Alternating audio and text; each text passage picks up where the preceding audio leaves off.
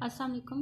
You are watching Discovering English with Waqar Ahmed, and I'll deliver lecture on active and passive voice. I'm sure my handwritten notes will be very convenient for all type of exams. So let's begin.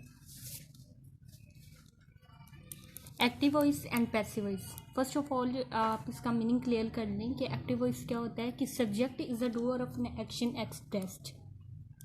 इसमें जो आपका subject होता है वही आपका doer होता है, मतलब काम करने वाला. उस एक्शन को जो कि एक्सप्रेस किया गया सेंटेंस के अंदर उसे करने वाला आपका सब्जेक्ट होता है. वो डिलीवर करने वाला नहीं होता, वो डूअर होता है उस एक्शन को परफॉर्म करने के लिए. For example she teaches us English. इसमें जो आपका शी है वो आपका सब्जेक्ट है एंड शी टीचेस वो आपको पढ़ा रहा है, सिखा रहा है इंग्लिश. मतलब आपका सब्जेक्ट परफॉर्म कर रहा है एक्शन, वो खुद ब खुद आपका एक्शन परफॉर्म कर रहा है, वो डूअर है, वो काम करने वाला है.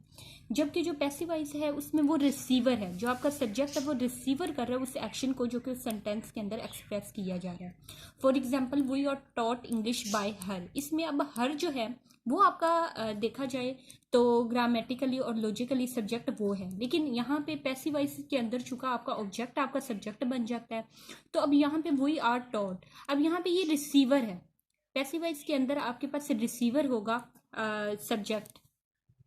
चेंज ऑफ टेंस के हवाले से बात करेंगे तो जो अब अगर आपके पास एक्टिव वॉइस के अंदर प्रेजेंट इंडेफिनेट आ जाता है तो उसका पैसिव वॉइस करने के लिए आपको उसको इज, आर और एम में चेंज करना पड़ेगा.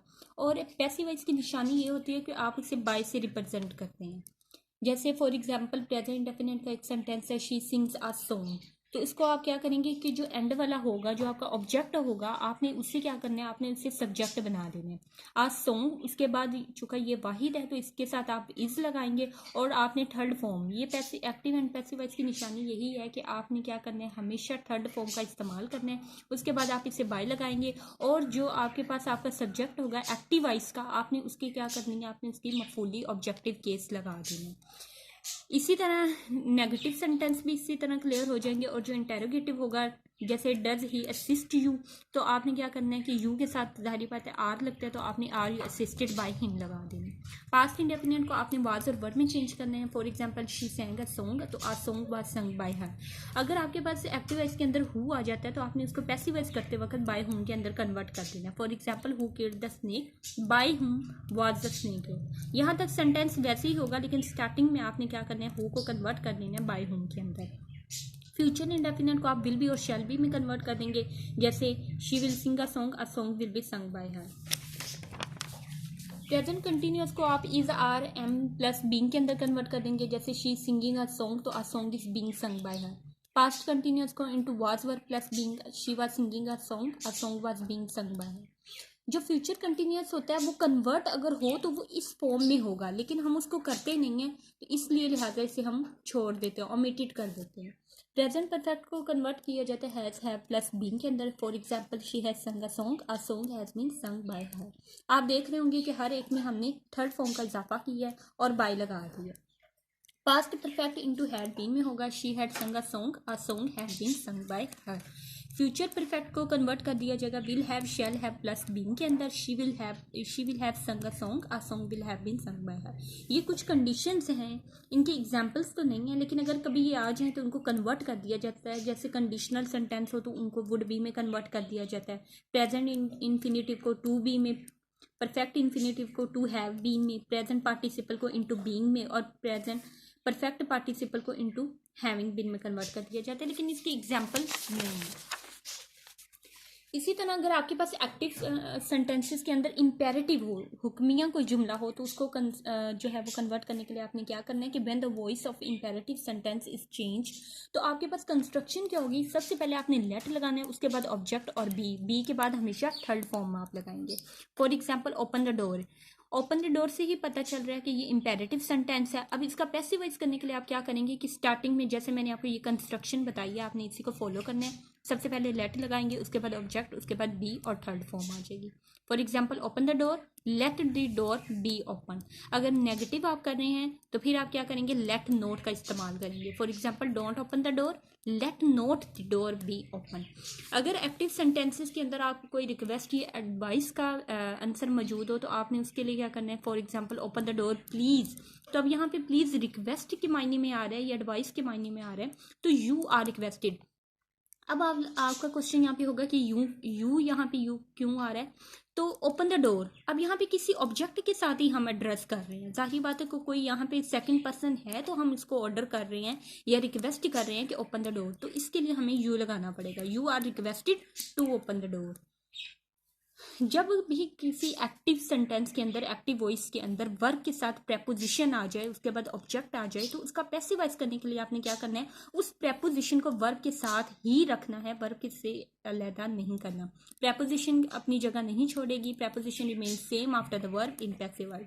For example we must send for him, अब यहाँ पे ये प्रेपोजिशन इसके साथ आ रही है तो पैसिवाइज बनाते वक्त भी ये इसी के साथ ही रहेगी, he must be send for buyers, ये सेंटेंस रॉन्ग नहीं होगा। इस सम काइंड ऑफ मटेरियल, अगर यहाँ पे कोई मटेरियल जो है एक्टिव सेंटेंस के अंदर वो आपका सब्जेक्ट बन के आ रहा है तो आपने इसको पैसिवाइज बनाते वक्त बाय में कन्वर्ट नहीं करना, उसके साथ विद लगाएंगे। जो बाय होता है वो पर्सन्स के लिए होता है, वो मटेरियल्स के लिए नहीं होता। तो आपने क्या करना है कि जब आपके पास किसी किस्म का मटेरियल जो कि एक्टिव सेंटेंस के अंदर एज अ सब्जेक्ट मेंशन किया गया था तो आपने पैसिवाइज बनाते वक्त बाय की जगह वहाँ पे विद लगाना है। For example smoke filled the room, तो the room was filled with smoke not by smoke. कुछ एक्टिव सेंटेंसेस में कुछ सेंटेंस ऐसे होते हैं जो स्टार्ट होते हैं like people consider, think, know, claim, say that वगैरह, तो उनको चेंज कर दिया जाता है इट इज़ कंसिडर में, आपका पीपल यहाँ पे ख़त्म हो जाएगा, it is consider, it is thought, it is परज्यूम। For example people thought that it would be a storm, तो अब यहाँ पे आपने इसको जब पैसिव वॉइस में कन्वर्ट करना है तो आप कहेंगे it was thought that it would be a storm.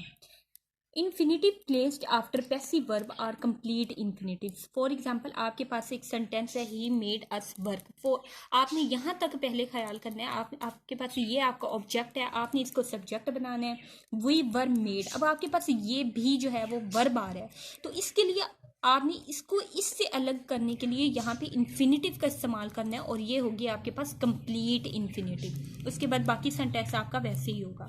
अगर एक्टिव सेंटेंस जो है उसके एंड पे इफ़ एनी इज यूज्ड हो रहा हो एक्टिव वॉइस के अंदर तो आप इसको चेंज कर देंगे पैसिव वॉइस बनाते वक्त नो के अंदर। For example he does not do any work, अब यहाँ पे जाहिर बात है ये मेरा ऑब्जेक्ट है, मैंने इसी से पैसिव वॉइस बनाना है तो मैं यहाँ पे एनी के साथ सेंटेंस शुरू नहीं करूँगी बल्कि नो के साथ, no work is done by him. Active voice के अंदर अगर आपके पास दो ऑब्जेक्ट्स आ रहे हों तो जो फर्स्ट वाला ऑब्जेक्ट होगा वही आपका सब्जेक्ट होगा पैसिव वॉइस बनाते वक्त और जो सेकंड होगा वो इसके बाद आएगा। For example Noor sent her a beautiful present, अब यहाँ पे ये भी आपके पास ऑब्जेक्ट है और ये भी आपके पास ऑब्जेक्ट है लेकिन जो आपके पास फर्स्ट कमिंग है वही आपका सब्जेक्ट बनेगा पैसिव वॉइस बनाते वक्त। शी वाज सेंट ये बिल्कुल वैसे ही आ जाएगा क्योंकि यहाँ पे बात हो रही थी कि second object is written after past participle, तो ये फौरन उस वर्ब के बाद आ जाएगा दूसरा ऑब्जेक्ट और उसके बाद बाकी सेंटेंस वैसे होगा। And thanks for your cooperation, I hope आप समझ गए।